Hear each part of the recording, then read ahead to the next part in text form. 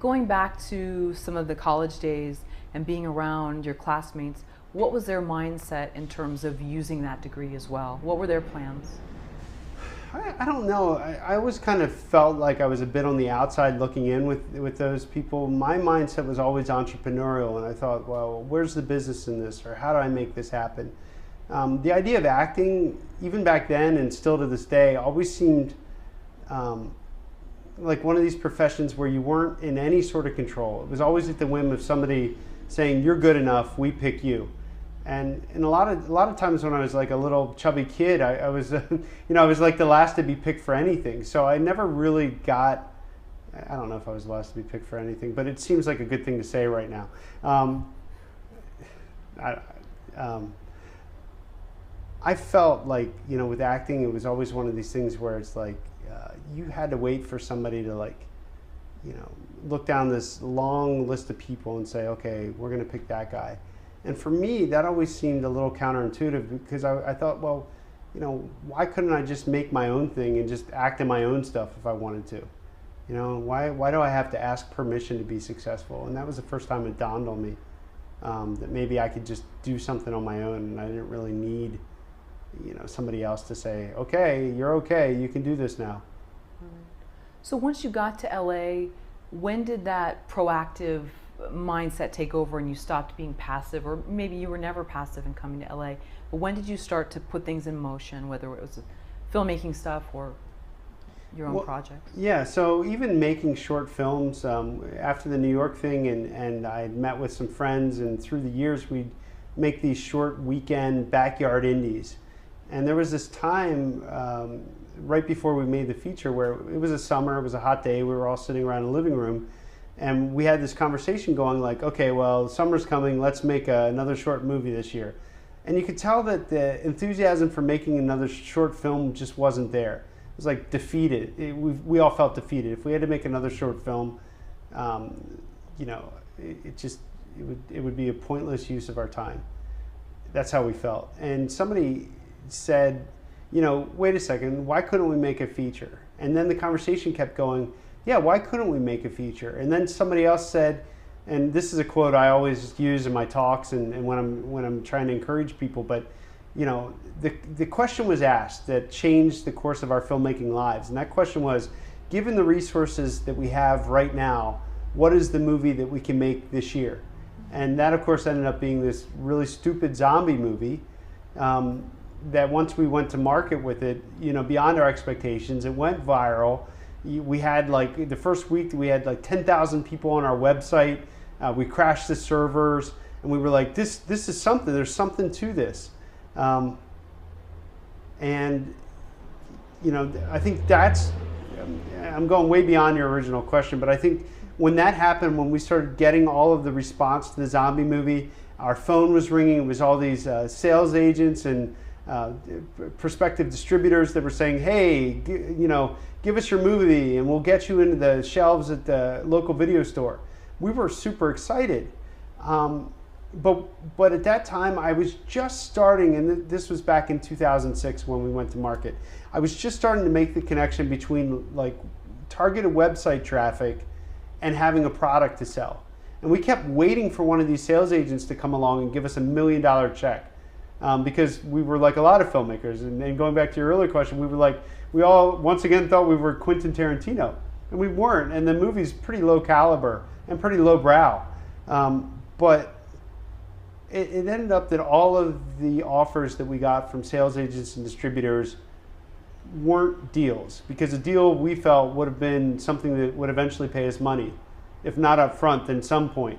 And all of these deals had these really crazy bullet points that would have meant that had we gone with any of those distributors, we would have never seen a dime. So we ended up just putting the movie on Amazon, and I took some stuff off the website using Google Analytics. I looked at all the pages where people were exiting and not returning, and I just narrowed the website down into some real basics. One is we had a logo for the movie, we had some testimonials under the logo, we had a trailer, and then we had a buy now button. We kept it very simple. And we were able to generate quite a lot of revenue from doing just that. Frankly, because the movie had gone viral, we had a lot of organic traffic, so we didn't have to pay for advertising. And I now know, back then I was like, oh, this should happen for every movie. I now know that's not the case for every movie. But it set into motion for me, it gave me, going back to that whole, underlying philosophy that I have, which is you don't have to ask for permission to be successful. This was finally the piece that unlocked that for me, where I realized that filmmaking for the right movie with the right kind of strategy could be a viable business. It's not always going to work out, but all businesses don't work out all of the time. Some do and some don't, but it taught me that I don't need a middleman. I don't need, once again, to ask somebody to, hey, can I please distribute my movie? Can I please take it to market? That was a thing of the past at that point, and I really like that. Jason, do you remember when you came to Los Angeles and what your expectations were? I do. I remember coming to Los Angeles and thinking that it was like this magical kingdom of Hollywood, and I had to figure out a way. My whole goal in coming here was, how do I get inside this kingdom and figure out how to, how it works? I was always intrigued growing up in a small town in Pennsylvania, as I'm sure a lot of people, when you look at Hollywood from a distance, you're like, there's something to that, but I just don't get it. And I always had this thought on my mind. It was this block, right, where I think about Hollywood, and I was like, how do you work in Hollywood? How do you make this happen? And so that's what was intriguing. So when I got here, my expectation was to figure out some way to get on the inside. Did you go to school in Pennsylvania? Yeah, I went to a small state school in Pennsylvania. I started out as a biology major, and then I was a psychology major for a time. And then one night I saw one of the stage plays that the theater department had, and I was like, oh, I want to get involved in that. So I ended up doing some theater for a while. And then my senior year of college, I saw there was a flyer going around that said, if you want to make a movie, come take this class. So I was like, that's interesting. I want to make a movie. So I ended up, I took this class during my summer in college where we all came up with a couple $1,000s, threw it in a pile, and made our first 16 millimeter film. And I ended up co-directing that and writing it. So it was a pretty big deal at the time.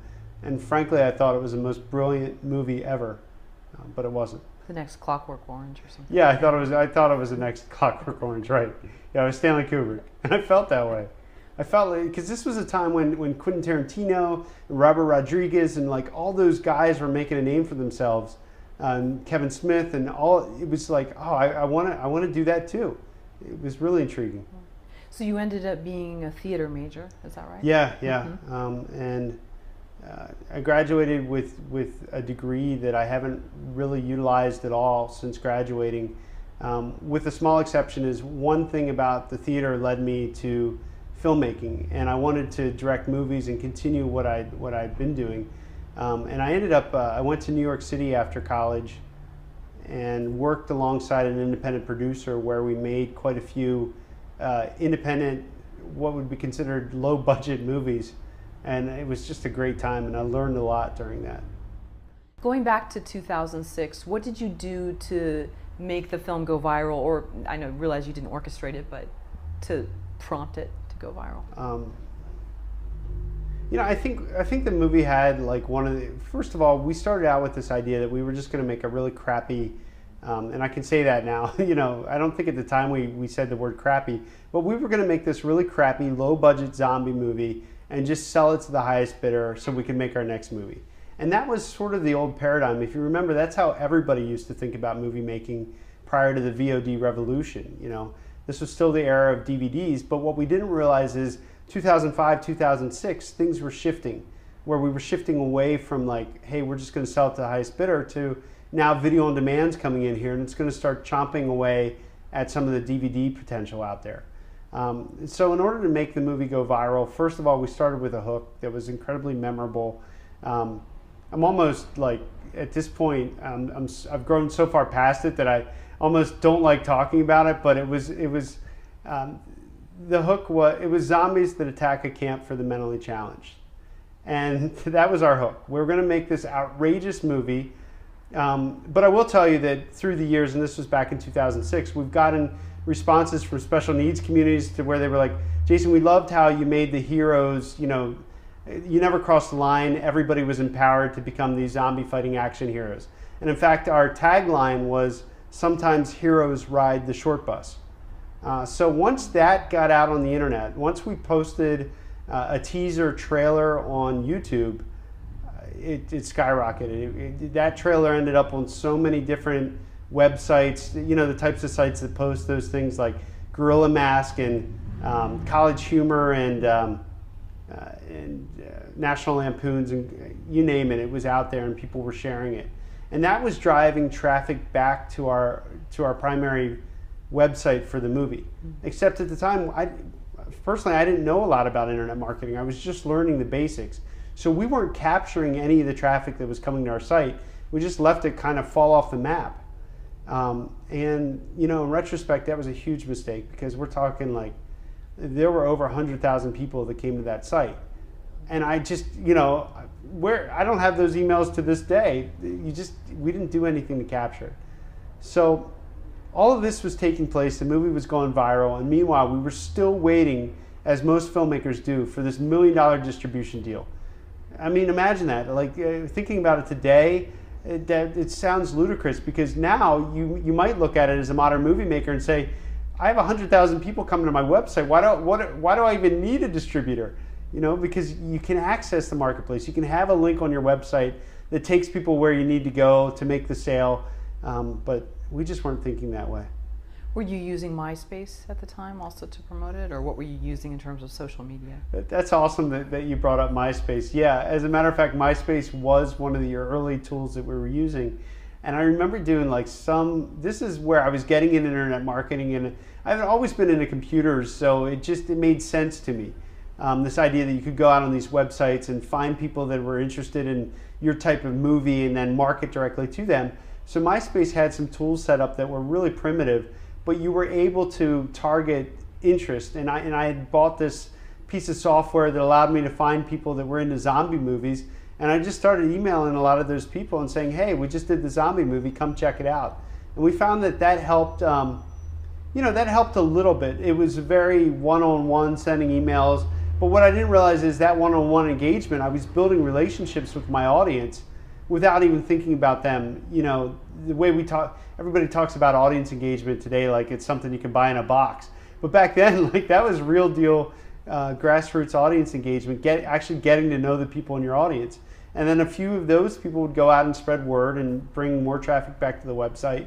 So it was cool. But one of the things that really drove traffic was StumbleUpon, being a social bookmarking site.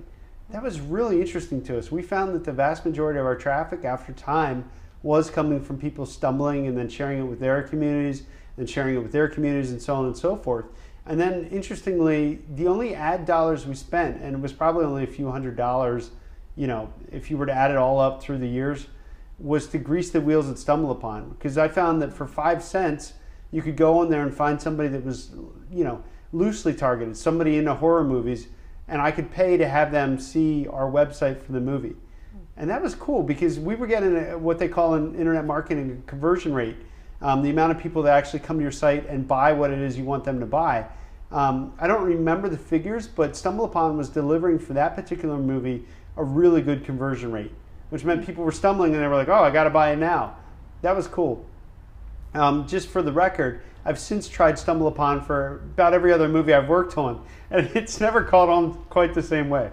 So I think you have to have some weird, memorable hook, almost to the point of exploitation.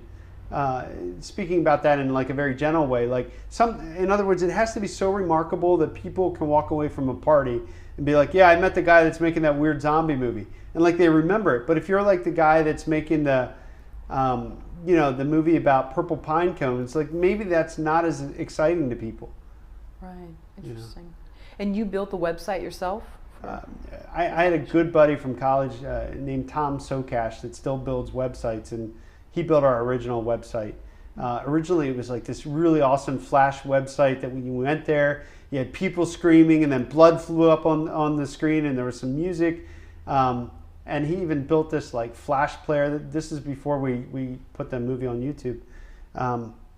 But what we found when we went from the period of time that where you're promoting the movie while you're in festivals, what we found was there's a time where you go from promoting to the time you go to selling. And what we found was there was a lot of traffic getting lost on all the behind the scenes photos and all the extra stuff that you really don't need. So that's when we whittled the site down and said, okay, you know, here's the logo, here's the tagline, some testimonials, the trailer, and a big buy now button. So going back to 2006, what still works from that experience and what is totally outdated? Well, I think what works from that experience is still you have to come up with a movie that's remarkable, that people are going to talk about, that they're going to remember. And I think if you're an unknown filmmaker, while I wouldn't advocate, you know, getting quite as risque as we did, you should come up with a concept that has a little bit of that's a little bit polarizing, where people either like it or hate it.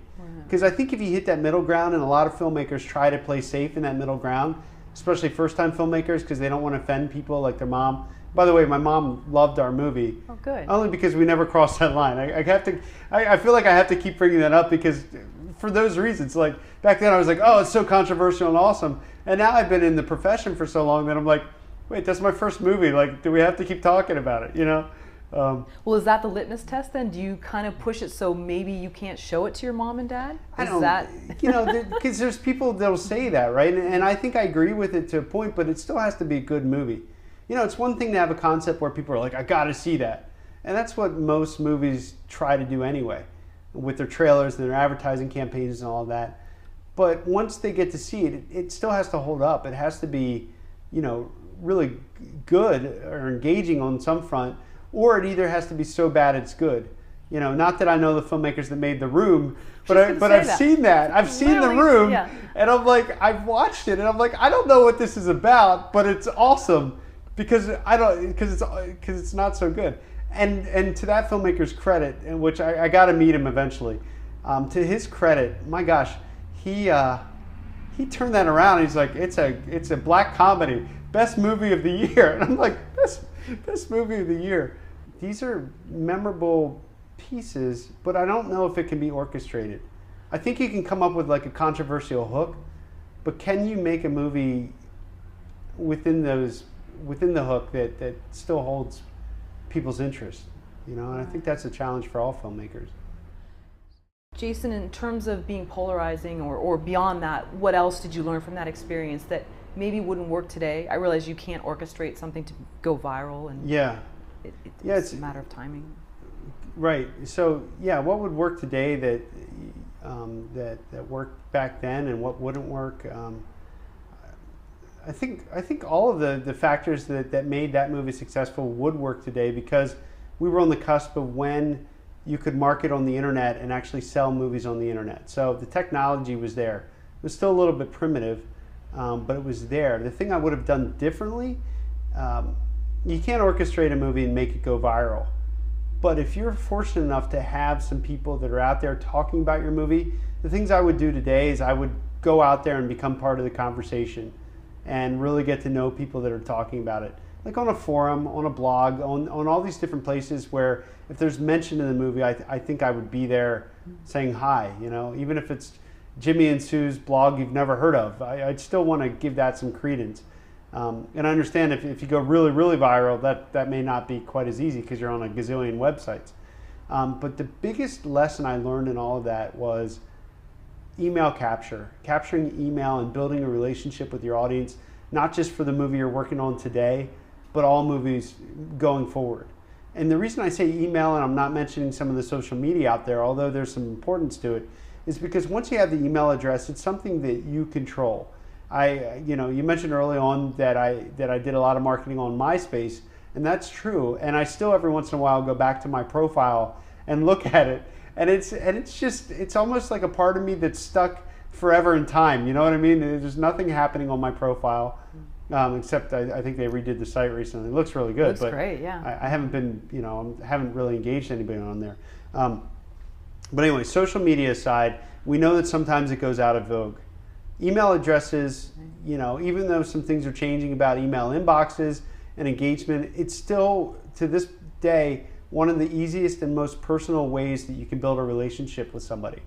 because it's going directly into their inbox.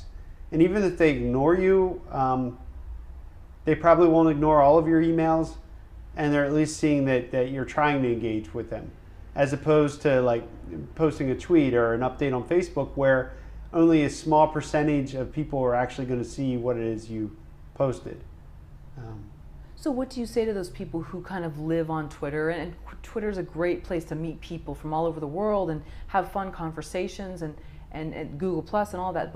But you really, at the core of it, you feel that email captures the best way. Yeah, I feel that email captures the best way. I know there's people out there that would say that, you know, they'd say, I gave up my website, I don't even have a URL, I just have a Twitter account, or I just have a Facebook account. And I think that's great. I just, from my perspective, I just think there's more of an intimacy to email. And I think, you know, if you look at the stats for engagement, you send it to somebody's inbox, you know, there's a very high percentage of the time that's going to end up in their inbox. If you send a tweet out hoping that somebody sees it, it's a much lower percentage that says that they've actually seen your messaging. I think Twitter and Facebook and all the different social media, both before and now and in the future, are all going to be vitally important. But I think there should be a centralized hub where you can say, okay, this is my place for communication, my hub, you know, my central location, and then you can kind of tweet out and email and communicate from there. But you have access to all the people that at least at some point expressed interest in your work. Do you believe in that sort of, and I'm at a loss for words, but the email where you can't access the site, I'm sorry, the website where you cannot access the site until you get their email address, or where you give them sort of a choice, like, great, you can come to my site, but if you want to go a step beyond and I'll give you something for free that's valuable. Yeah. Do you think force people to give them your email address, or give them a choice and they feel more at ease in giving you that? Yeah, so you know, the question is like, how do you get people to opt in, or how do you share your content with people? And I think, and the focus is, do you make them opt in by giving you their email address, or do you just let them see your stuff and hope that they come back later and build that relationship with you? I'm of the opinion that and here's my perspective on it. When you give away really, really good content and people get to know you, it reminds me a lot of what that experience was on our first movie, where we had 100,000 people coming to our website, but they never returned. And they may have wanted to return, but they got distracted with their life, their bills, their family, all the other kinds of things, you know, that we all get distracted with as humans. So I think that giving away something to get an email address is, in principle, a really good opportunity for you to not only share value by giving something away that's so awesome and so valuable, but at the same time, the value is you can always reach out to that person later and say, hey, I got this new thing. If you like that thing, you're going to love this thing. And I think, you know, I think a lot of businesses live and die by that philosophy. Not the least of which is what we're doing at Chill to help, at the company I'm working at, Chill, to help filmmakers, this thing called Insider Access, where we've created an exclusive environment for people that really love a movie. They can go in and they just opt in, and now the filmmaker has their contact information, and the fan of the movie gets all this exclusive content that they can't get anywhere else. Where it becomes lopsided and a little bit derogatory in these examples is when you got somebody that just grabs an email address and doesn't prove to be valuable at all. All they do is just give away stuff that's like, hey, come buy my thing, or come buy this thing, or come buy that thing. And that's not at all what I'm talking about. What I'm talking about is like permission-based marketing. They come to you, they're interested, so they'll flirt with you by giving you an email address. You better give them stuff that's beyond belief, because if you do that, then you build that relationship with people and they come back for more. If you don't do that, very quickly you'll get a lot of unsubscribes, and suddenly you're that guy, and you don't want to be that guy. What would you say to that first-time filmmaker that may not have a lot of things to give away to their audience for free, but they've got a site, they've got a film, whether it's a shorter feature that's generating a lot of interest? What could they give away that's not, hey, buy this, hey, me. What is there something that's of value to the people coming back? in trying to figure out what's valuable, as a filmmaker, what can I give away to get somebody's email address or to build that relationship a little bit more? It's going to vary project to project, and it's going to vary filmmaker to filmmaker. Why is it that some people are drawn, and there's popular filmmakers out there, why are some people drawn to Kevin Smith or Ed Burns or some of those guys, as opposed to somebody that's just starting out?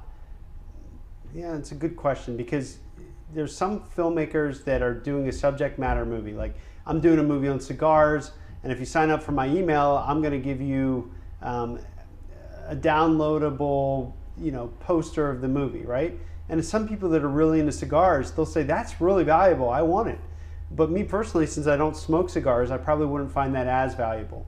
But if it were a skateboarding documentary, and I love skateboarding, and it was like a Skype conversation with one of the subjects in the movie, and that conversation happened to be Christian Asoy, I would definitely sign up for that email address. I'd definitely sign up to see exclusive content that I couldn't get anywhere else. Like, I would love to see like that interview with Christian Asoy. Or if I was a cigar aficionado, I'd love to see the inside view of the cigar factory. Or if I was making the movie on, I'm just trying to think of a subject matter, some sort of love story movie, and I'm really into that kind of stuff, I'd love to see that beautiful panoramic view of, the beach with the clear water, and like, this is where we're shooting our location. Like, that could be very interesting to me. But it's going to vary, because you're a first-time filmmaker. You're not Kevin Smith yet. You're not Ed Burns. You don't have quite that following. So it's like, how do you build that following? And I think the way to build it is one person at a time, one conversation at a time, one piece of value at a time. And you say, if it is a short filmmaker and they have a short that's getting a lot of notoriety out there, I would almost say give away that short for free. Give it away in exchange for an email address. So as a filmmaker just starting out, your primary goal is to figure out, how can you tell stories that people actually care about? How can you be remarkable? How are people going to remember your movies? What are you doing to ensure that those people are out there and sharing your movies and talking about your movies? And it could be that you're one of the guys or gals that has to make 20 movies before you break through and make that really awesome movie that everybody's talking about. Because it's a craft. Not everybody gets to start out and have a hit or a home run with their first movie. For a lot of filmmakers, me included, it takes a long time to really get something that's remarkable. Do you think people get that, though? Because I think we all see the Kevin Smiths and the Ed Burns and the Robert Rodriguez, and we think, oh, well then if we're so interested in their story, they're going to be totally interested in ours. And you think that we kind of have to, see what's really going on and sort of the reality of the situation, and know that we've got to give them something maybe more than just our own life behind the scenes kind of a thing. Yeah, well, I think when you're a first-time filmmaker and you're not known, there's several things you can do with a project to make you more known. One is to affiliate yourself with people and get people involved in your project that already do have a following, even if it's a few thousand people throughout social media, if they're well known. And living here in Los Angeles, I can name probably 5 or 6 filmmakers, as I'm sure you could, that are in that range where a lot of people in the independent film community know them. So if they're involved in a project, they may tweet out or share some emails or do something where everybody's like, oh, have you heard about this project? And suddenly everybody knows about this project. Meanwhile, you're the guy orchestrating it and nobody's heard of you. So you're surrounding yourself with good people.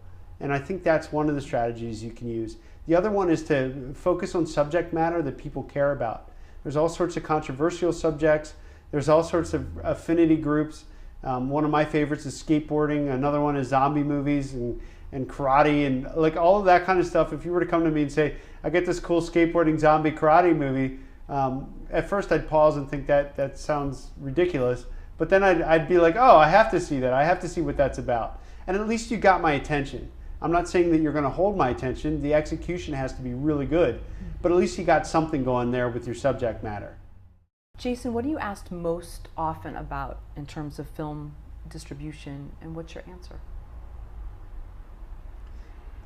The question I'm asked most often about film distribution is this the right way to distribute my movie? I talk to a lot of filmmakers that are looking for distribution. They're looking for ways to get their movie in the marketplace. And they're coming to me after having several conversations with several different distributors and sales agents And I've been there as well, so I understand those conversations. Initially, especially a first-time filmmaker, somebody calls you, they promise you the world, and when you finally see the agreement, you're like, this doesn't really, I mean, where was all the stuff we talked about on the phone call? It's not here in the agreement. And then you get a lot of other filmmakers where, especially these days, where everything's becoming video on demand, so you have a lot of aggregators that say, I'm going to get you onto iTunes or Amazon or some of the other marketplaces out there, and you're saying, like, 5 people told me they can get me onto this platform, who should I go with?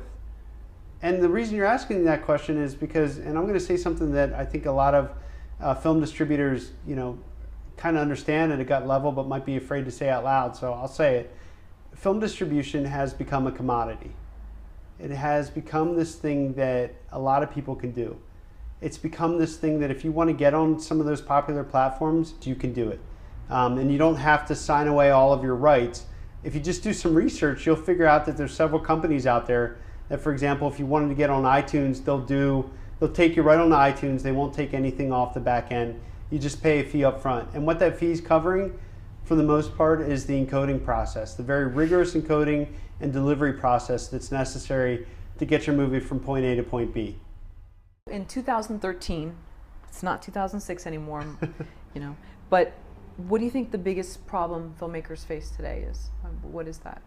I think the biggest challenge filmmakers face today, you know, and maybe it's a challenge they've always faced, but we just never had to confront it head on, and it's this thing called audience engagement. And we talk about it, and I've mentioned this before, but it's like when you talk about audience engagement, it's one of those buzz phrases that nobody really knows what the heck it means. I mean, you kind of do. Like, what is audience engagement? Like, I guess I need audience engagement. But what it is you have to remember your audience consists of, like, let's say you have 10 people in your audience. Those are 10 living, breathing human beings with all sorts of different obligations in their life, bills to pay, families to feed. And when you start thinking about it that way, now it personalizes your audience. It's not just a number. It's like, these are people, and how do I show those people value? How do I give them something in their life that's memorable and meaningful, so that maybe just for a glimmer, they're outside of their day-to-day. Maybe just a little bit of their day is spent kind of reflecting on something that I showed them, something that I created as a filmmaker. And that, to me, is the beginning of audience engagement, which is thinking about them as individuals and then figuring out how to make their day better. Who can you think of that's great at engaging their audience, whether it's a Trent Reznor, whether it's a John Lennon years ago? Who is somebody that really knows how to be one-on-one with them, even if they're from a podium speaking? Yeah, well, I think, you know, coming to light and staying in the context of filmmaking, if you watch Zach Braff, and we all know he's a superstar and all of that, but after his Kickstarter campaign, I mean, he's just phenomenal at engaging the audience. He was somebody that took behind the scenes footage and decisions that were being made for his movie and made them interesting. And you really wanted to tune in just to see what he was going to do next. So it was almost as though you started looking at his project and other projects like that, with people like the Polish brothers, and I'm trying to think up some other filmmakers. But these are people that are taking the narrative of saying, I'm making a movie. And at that point, you perk up and you say, that's interesting. I want to see what you're doing. I can't wait for this movie. What can I, like, how can I get closer to this thing every day and be a little bit engaged, be a little bit distracted, be a little bit entertained? And I think that's really cool. And because of that, when these people come up with something and I find it to be engaging, then what do? I'm prompted to share it with all of my friends and post it on Facebook, and in some cases email it to people. And that's pretty cool. There's also going to be controversy, and I just have to ask you your thoughts on somebody who supposedly, rumored, has a high net worth, and we don't really know what someone's net worth or what their obligations are financially. How do you feel about them utilizing platforms that were generally for the unknown artist? Well, I mean, and you're probably alluding to the controversy that takes place whenever, like, some mega movie star goes out and does a crowdfunding campaign. And I'm of the school that says this is great. You know, the ebb and flow of creating projects and being in between projects and coming up with new ideas is the same for somebody that's uber famous as it is for somebody who might not be famous. It's all scalable, but what it does do, when you come up with a crowdfunding campaign, and you know, like if I ask my mom, she probably now knows what Kickstarter is, and she didn't know what that was before. And that's what it does. I mean, we're shifting the paradigm from saying, I have this goal in life, there's things out there that can help me achieve that goal. And so, you know, why does anybody have a spokesperson for any sort of company or any sort of industry? It's because you want to get word out about that industry. So whenever somebody famous has a successful crowdfunding campaign, it just sheds a lot of light on crowdfunding. And I look at that as a plus and not so much a minus. I don't think it detracts from my ability to do a crowdfunding campaign. If anything, it increases the pool of people that may find out about my project that might not otherwise have known about it. And that's helpful. So where do you think the animosity comes from? Because if you go to any of these high-level campaigns, you'll see all these different comments, and it'd be just easy to label them as haters, and some I'm sure are, but then there are some that legitimately feel that these individuals should not be able to crowdfund. Where do you think that stems from? I don't know. You know, I run a blog, filmmaking stuff, and I got to tell you, every once in a while, I'll never forget, I don't know why it still bothers me, but one time I sent this email out about this blog post that I wrote that was just like, it took me some time to write it. I was like really excited about it. I was like, this is going to help somebody. Like, I legitimately had those thoughts. Like, this is the thing I wish I knew 10 years ago. And now I wrote it and I email it out. And one of my first responses was this guy, and he wrote, "You suck." And that was it. That was it. That's all he wrote. 2 words, "You suck." I wrote, what, like 700 words of like this good, like what I thought was really cool stuff. And he's like, "You suck." And I used to take that stuff personally. Or if somebody were to unsubscribe from my email list and write like a really nasty comment like, "Oh, you know, whatever," mean thing they could say. I used to read those things and take them personally, and they hurt. I don't really look at it that way anymore. I'm like, I don't think it's my problem. These just weren't the right fit for me. So going back to your question about, you know, the haters or the trolls or the people that are upset about somebody else having a successful crowdfunding campaign, you know, they're entitled to their opinion. I would caution anybody that feels that negativity to say, like, while you're sitting there being negative, you're not really doing any work to improve your own ability to engage an audience. I don't know if it's proactive to sit around and say like, "Oh, that person's more successful than I." Anyway, that's a great point. Yeah. You know, please help everybody that's negative. I don't know how to respond to that, because I've now grown immune to it personally. So whenever I see like one of these famous people have a successful crowdfunding campaign, I like feel encouraged and invigorated, because I'm like, here's somebody else proving that this can be done, you know, and here's a cool model to follow. Maybe I don't have 10,000 people. Maybe I have 1,000 people that are going to support my campaign, but I'll do it so much better because now I've looked at these role models and I know how to engage an audience better, and it's good stuff. So if you create one good film and you were one of the fortunate few people that did the things that all filmmakers should do, but very few do, which is to come up with a marketing strategy, know your hook, know at least roughly who your target audience is, and actually figure out a way in your marketing budget to have some money to at least grease the gears a little bit to get things moving. Is there a reason for people to come back and spend more time with you later or see your next work? I think that varies. And once again, I wish there was like one answer fits all kind of thing, but there isn't. There's some filmmakers out there like the Polish brothers, for example, that have they did that great love story. What was that called? For Lovers Only. For Lovers Only. Kotick. And then they came up with the making of video, and the making of video is currently on Chill, and I have to say that's very successful. Successful in the sense I don't know what their numbers are, but I can tell you that there's people on there that are tweeting about it, that are sharing it, that are communicating the value of this making of movie, right? And these are people that you're thinking like, they must love that content and that film so much on an emotional level that they just need more. And that's really interesting to me. And I think it answers your question, because in that scenario, here's the love story, the actual movie, here's the making of the love story, and this is like, well, it's not the movie, but at least it gets me back, because people are hungry, I think, for that emotional connection. They want that thing. So that's what they're coming back for. Is it going to work on every movie? I don't know. I mean, I certainly, you know, in the case of Star Wars, which is way out of the context of independent filmmaking, okay, one can argue the first one was independent. I don't want to get into that. But the point is, for years, I waited for the next Star Wars movies to come out. I wanted that. I wanted that emotional connection. I wanted to go back to that story. And I can probably think of other movies like Back to the Future did it for me, where if you remember the first Back to the Future came out and then you had to wait it felt like a decade. It was, I think, 2 years if you look on IMDb. But that felt so long, and I was a kid then. And, you know, I'm coming up with these examples, but gosh, I really loved those stories, and I wanted to see more. So if there was serialized content related to that, I would definitely go back and take a look at it. And, you know, I'm sure I'm not alone in that. I know I'm not. Jason, it seems like to you, marketing a film is exciting. I see a spark in your eyes when you talk about it. For many people that are filmmakers, artists, whatever, I think their ears probably shut off when they hear the word marketing. Probably as exciting as getting a telemarketing job or working in something related to that. What can someone do to make it interesting if they have to do it themselves? Let's say they don't have the money for a publicist, whatever. And what's a little cheat sheet? In this day and age, 2013, what can they do to market their film on their own, no money, just their own time, sweat equity behind the computer?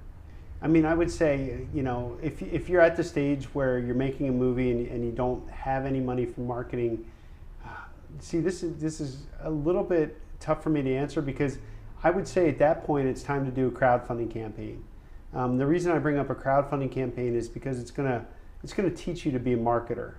It's going to teach you to go out and do all the things that you mentioned that kind of make people shut down, which is, in a sense, you're telemarketing. You're calling your friends saying, like, look, I'm doing this crowdfunding campaign. I got to raise X number of dollars so I can create this advertising, you know, execute on this advertising strategy, or whatever. You know, I have to raise a marketing budget.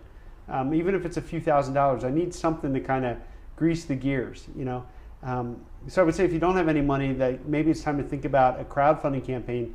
It'll teach you to be entrepreneurial. It'll teach you to do some of the things that you find to be a little bit uncomfortable. But the flip side of it is it'll teach you whether or not your movie has a really strong concept. It'll teach you whether or not your movie promotes word of mouth. There's been several crowdfunding campaigns, and I'm sure everybody watching this that can reference, where they were like, that's really cool, I have to fund that. You don't know the filmmaker, you didn't know anything about the story, but yet you heard about this thing and you thought, that looks interesting, I got to do that. When you have that feeling about a project, that means something in that project strikes a chord with you. Either the pitch is really good, or the actual content in the movie, the emotional draw, it's there and it's driving you, it's pulling you in. So crowdfunding allows you to test your film before you dive in both feet first, or jump in both feet first. If you don't do a crowdfunding campaign and you find yourself like I have on some of my early movies, where you're out there and you're like, oh man, I created this movie and I have nowhere to go with it, then it's just take a look at what the movie's about. Cut a trailer that appeals to a certain target demographic and try to get all of your messaging consistent. They talk a lot about branding. That's probably another one of those terms that makes people shut down. But in short, branding is the idea of matching your belt with your shoes. There should be some consistency in all of your marketing. There should be a general tone to everything that you produce around your movie. Your poster, in some ways, should feel like the cousin to your trailer. And your trailer should feel in some ways the cousin to your website. And your website should feel in some ways the cousin to your Twitter campaign and your Facebook page for your movie. Those are some of the very easy things. And I will say, one of the things we're developing at Chill is a turnkey solution for all of this. It's called Insider Access. And what it allows you to do is create a narrative around the making of your movie. So each piece of content that you create, like, oh, I'm thinking about casting this actor today, I wonder which one I should pick. You can be talking to your audience.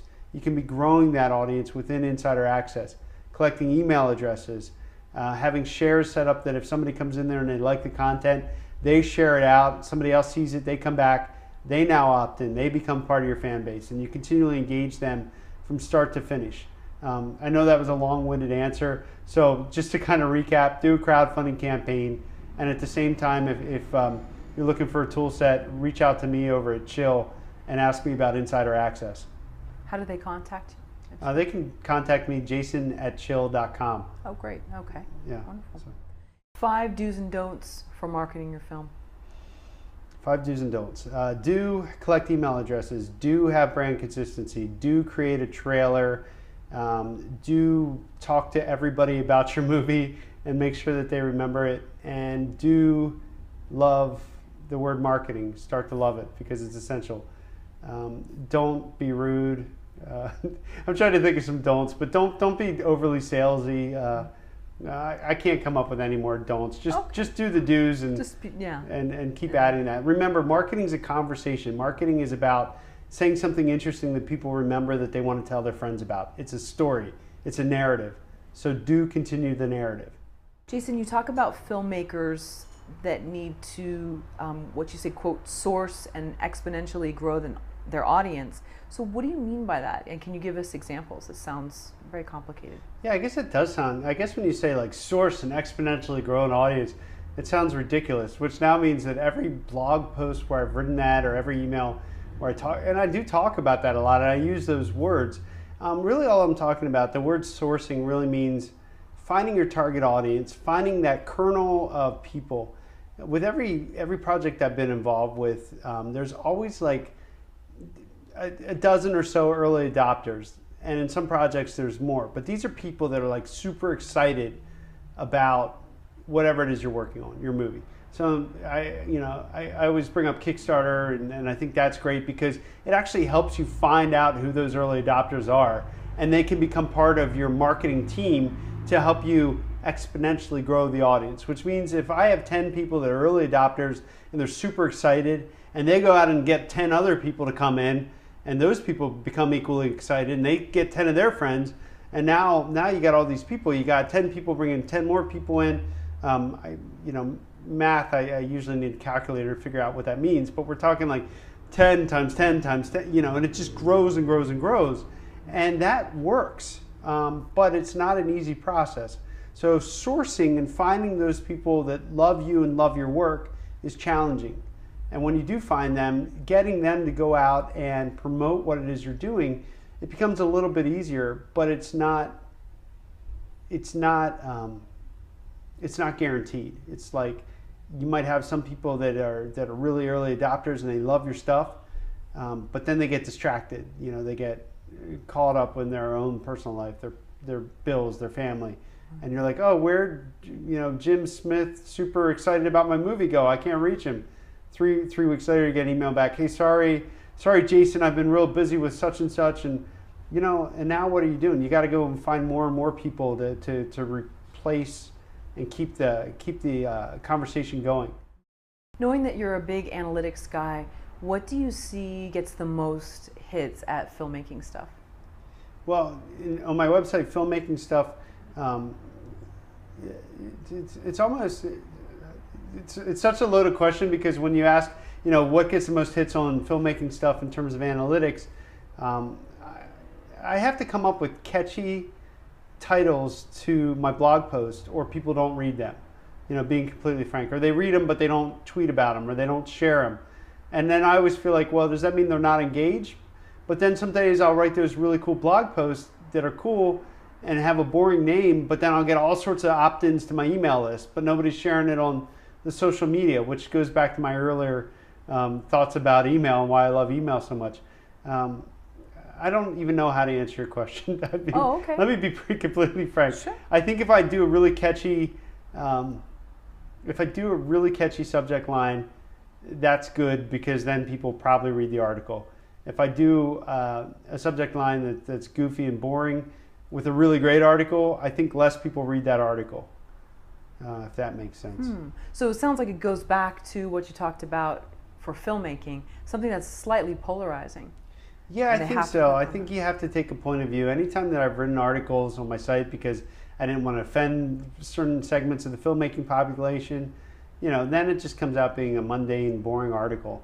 But if I go in there and I'm like, distribution has become a commodity, or one of the ones that got a lot of, I got really beat up over one of them one time. I wrote this article about, and it seems obvious to me, but I I took the same kind of math you would use for direct mail campaigns. You know, whenever you send out a postcard campaign, you know that only like 1/10 of 1% of people are going to buy.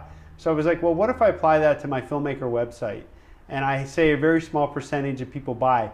How many units do I have to sell to get $1 million in revenue? And it was like, I'd set these really like worst case scenarios to figure out how much I would have to spend in pay-per-click advertising. And I came up with these different scenarios and really worked out the formulas. And I got people to double check my math to make sure I wasn't wacky. And then I pushed, you know, publish. And the next thing you know, everybody's beating me up. Like all my comments are like, Jason, you know, you can't make $1 million this way, or you know, there were all these different reasons on why this thing would fail. And I was like, guys, I'm literally doing hypothetical math here, and everybody took it as the gospel. And I'm not saying it is the gospel. And to this day, I'm telling you, that's really good, important stuff to know. Like, knowing what your conversion rate is on your website is important to know. Knowing how much you're spending in advertising is important to know, especially if it's pay-per-click. And if that number, if your conversion rate's not high enough to support the money you're spending in advertising so that you can make a profit margin, I'm using my hands as a pantomime. If you can't make a profit margin, you can figure that out pretty quickly. And that's all I was trying to express. But I think even though that concept is familiar to a lot of marketers, this goes back to the idea that if you try to talk at least the math aspect of marketing to filmmakers, then it's like their eyes glaze over. So theoretically, and in practice, if you can make the numbers work, you could just do a pay-per-click campaign that would pay for itself. Every time you make a sale, that sale is far and above what you're paying for that click. So, you know, you have to know your conversion rate in order to do that. I hope that didn't get overly nerdy for everybody, but it is a nerdy concept. But if you know this stuff, it's so empowering, because now you could just like, you could spend thousands of dollars in advertising, pay-per-click advertising, but you're going to make your money back each time you sell. And that's like, that's so awesome. It's so awesome. And that's why I get excited about filmmaking, you know, or at least some of these new tools that are available. Jason, you were telling us that one of the first things that you folks do here at Chill when a filmmaker comes in with their film is to look at their social media numbers. Yeah, so on the acquisition, so it's important to note that Chill does two things. The first thing we do is we have a platform called Insider Access that allows people to get in and start engaging an audience while they're still in pre-production, going into production, going into post-production, and then out in the marketplace. And the second thing we have is a transactional, direct-to-consumer, video-on-demand platform that is highly social media driven. And so by that definition, whenever we're trying to acquire a movie, one of the first things we ask ourselves is, what's the social? That's the question we ask ourselves a lot. And in response to that question, we're going to look at people's social media accounts and we're going to say, oh, this guy has 10,000 Facebook likes on his page. And you might think for a second like, well, that guy has a lot of Facebook likes. But if you look closely, you're going to find that some of these filmmakers haven't touched their movie for a year or more, and there hasn't been an update, and everybody, it's just, you know, I always use the phrase, and it's not my phrase, but I love it. It's like an abandoned amusement park on the internet. It's these places where there was once a lot of fun and happiness, and now it's not there anymore. Right. And so there's a lot of filmmakers out there, and rightfully so. You go through the process of making a movie, it's a pain in the butt, and you're lucky if you still speak to your cast and crew, let alone, you know, you want to keep promoting the thing a year after, you know, you've been to the festivals and you're fatigued, and you just want it to be done. You want to just move on to the next thing. Well, that can actually hurt you. That can hurt you from an acquisitions perspective, because now you know that when you're working with this filmmaker, they're not going to be engaged. What they're looking for is just to hand a movie off and say, okay, you know, my movie's distributed now. And that might be fine for some filmmakers, but for other filmmakers that actually want to make their movie a viable business, it can be a hindrance if you let that stuff die. So strong social media is definitely appealing. And I've been on several panel discussions now where with film festival directors, and they said they're actually looking for the exact same thing. They want to go after movies and acquire movies for their film festival, where the filmmaker's actively engaged and actively promoting, with the thought being is if we get this in our festival, they're going to be able to fill the seats. And so underlining all the different things I talk about engaging an audience, there is a degree of commerce here that if people are investing time and money in your project, they're looking for the safest return, the lowest risk return. And so engaging on your social media and staying up to date is one way to demonstrate that. So what can you advise filmmakers on their social media in terms of their Facebook and their Twitter, not just on how active they are, but what they're doing in that activity? What can you tell them? Well, the activity should always be geared towards whatever it is that you know, whatever the conversation is, keep it going in that direction. So obviously, if you've made your movie about purple pine cones, don't go on there one day and start talking about obesity in America. It probably just wouldn't be a good fit.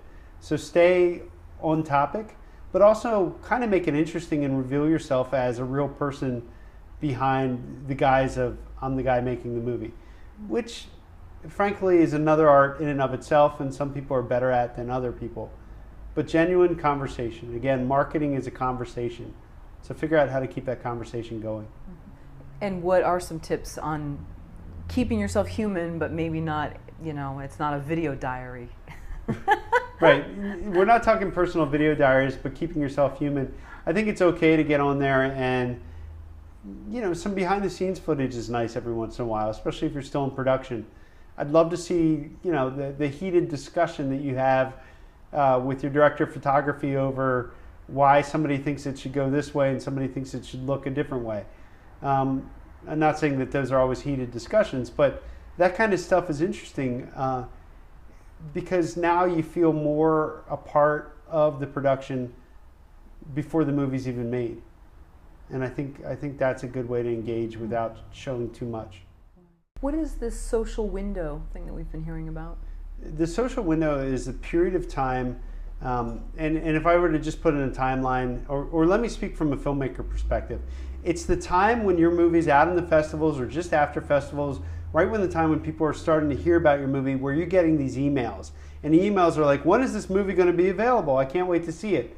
Two things are happening here. One is, this is a period of time when people are most interested in your movie. And secondly, those are your early adopters, the people that are most eager to get a piece of your movie and go out and tell their friends about it. And the normal response to these questions are, I'm talking to a distributor, just wait, we got to find out about these things. So what you're doing is you're telling your most enthusiastic fan that they have to wait for something. So what we aim to do at Chill is get you at least in a situation where you can take advantage of the social window, this time when people are most enthusiastic about your movie. You can at least get it up on Chill in a pre-order environment, which means it won't be available to them, but they can pre-order this thing that they want to see.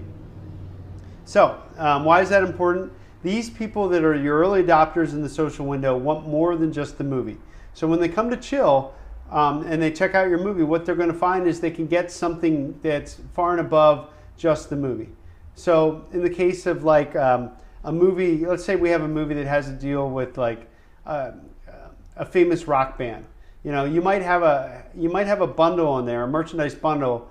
It could be an experience, it could be a digital download, it could be a physical product. But let's say you have an experience bundle, and let's say it's a real famous musician, and for $10,000 you can have dinner with this musician. Well, suddenly, because I'm an enthusiastic fan and I happen to have an extra $10,000, suddenly I think that's really valuable, so I buy it. This would not be available if you were to just put your movie on all platforms at once. That person, that same enthusiastic fan would buy it anywhere else. They would just buy it, and they might buy it on Amazon because they want to see the movie. But what you've lost out as a filmmaker, what you've lost out on is the ability to provide something over and above just the movie at a time when people are most enthusiastic about it. Right. When do you think that social window fades? Because what if someone's taking a really long time with a film, it's almost there, hey guys, updates, we're almost there, we're almost there. When do you think it starts to wane? Yeah, that's the thing. It does start to wane. I mean, that same person that emails you very early on in the social window saying, I can't wait to see your movie, I'm so pumped about it. You know, 6 months to a year later, when you realize that half the distribution deals, you know, that people offered you didn't turn out to be the deal you expected, you reach out to them and you're like, hey, my movie's finally available on name the marketplace, right? It's finally available, buy now. And that guy's suddenly like, oh yeah, that was that movie I used to be excited about. You know what I mean? It fades, and it's different for each movie. But I would say 180 days is pretty long, you know, to make somebody wait. Right. So, but let's say you put it in a pre-order situation while you're still in the social window. Now you can monitor in terms of sales. You can watch the sales go up. They're going to hit a peak. They're going to plateau for a bit. And as they start to drop down, that's a time where we say, okay, time to take it out into the other marketplaces. So it's not that Chill is the only destination for your movie. We never say that. But we do say that it should be the first destination. Jason, how hard is it for independent filmmakers to get their movies on iTunes, Netflix, Hulu, Amazon? Well, when you talk about how difficult it is to actually get on the platform, it varies depending on which platform you're approaching. So for iTunes, you have to go through, in many cases, you have to go through, well, I should say for iTunes, in all cases, you have to go through an iTunes approved aggregator or sub-aggregator that works with the aggregator. And I'm trying not to make this overly complicated. And oftentimes that aggregator, if they're not an encoding house, they work with an iTunes approved encoding house. So there's 2 points to it. There's the aggregator and then there's the encoding house. The encoding house is probably the more cumbersome in terms of time and things that have to happen. You have to get a pristine file that can be delivered to iTunes and pass the internal iTunes QC. So prior to being delivered to iTunes, the encoding house will take it through a very rigorous quality control process on the encoding house's side, hitting all of the little checklists to say, does it conform to this specification? Does it hit this, and this? And if you hit any hiccups during the encoding process, then what oftentimes happens is your movie's reviewed to see whether or not these hiccups can be repaired in-house.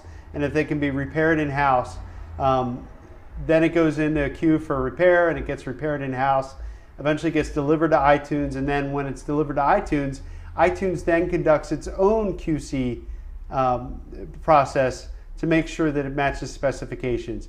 And if you can pass all of those crazy check marks and then your movie will go live in iTunes. Right? And that can be a long process, especially for independent filmmakers where there's hiccups with their movie. Examples of that would be frame rates are out of whack, ghosting, macro blocking. And I'm just naming a few. There's a whole list of different things. So that's iTunes. Amazon's a little bit easier to access. Amazon, just go through Amazon's Create Space. Hulu requires that in addition to matching and conforming to all the QC things that I mentioned earlier, you have to make a pitch to them and they have to accept your movie. And it's the same with Netflix. I would suggest, as a general release strategy, utilize transactional platforms first. These are platforms where somebody has to pay money to actually see the movie before you go into a subscription platform or an advertised supported platform like Hulu. Now, I've heard some people saying, well, you can circumvent some of these aggregators by building an app, and I don't know much about it. Can you tell me? Yeah, and again, this was never a route that I took, so I very loosely know this, but you can circumvent some of the aggregators by building an app that showcases your movies. And I know there's a company out there that does that, but I think I'd be doing us all a disservice if I try to dive into that too much, because it just hasn't been... previous to my position at Chill, I worked for an aggregator, so I got to know how to actually deliver movies into the movie marketplace. I don't know much about the app marketplace. Right.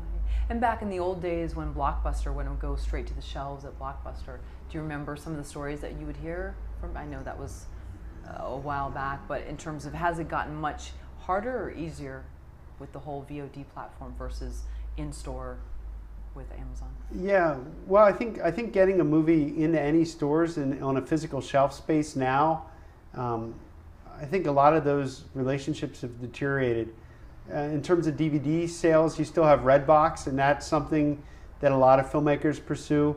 It's never been my interest because my specialty, and I think I'm trying to ride the horse in the direction it's going, and I think everything's VOD and audience engagement online. So that's really where I spend most of my time. There still is opportunity on a degree for Redbox and to some degree Netflix for DVDs, but it's just not a focus.